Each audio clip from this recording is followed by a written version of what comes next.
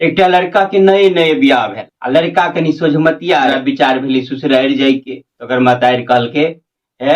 जेबा तो ठीक है जो, लेकिन जैसे बेसी बजी है नहीं लबर लबर। रास्ता में जैसे किछो ल लिया तने रसगुल्ला लेलके गेले ससुरारि जे पहुंचले तो साइड ले हाल समाचार पूछे तो कनी हंस दे बेसी बाजे ने पर साइड जैसे रसगुल्ला वही घर में सिक्का पर टांग दिलके अपना मतारि के बजबा गया नारी छौड़ा सोची है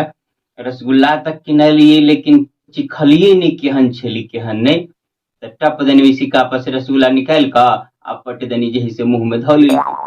में ओकर साइड चली ली धराक से ओकर साइड देख गई मैं पहुना एनाहिए नहीं बजे हो तखन से समाचार पूछ कुछो पूछिए ता पहुना के तो गाले पैया हटा के घा हरा के सौ से देखे तो बाप रे मेहमान के तो बाप बड़ी भयंकर घा भ गए। गाँव में एगो डॉक्टर रहे सब गाँव बजा कर दिल की डॉक्टर पूछे कते दिन से घा है या कुछो बजे तो कहते बजबे नहीं करे ओकर साउस कहलके है दर्द करते हेते दुखाइत हेते केना बाजते बाजल नहीं होते कल्ला नहीं अलगल होते। डॉक्टर जैसे ना ना कहलके है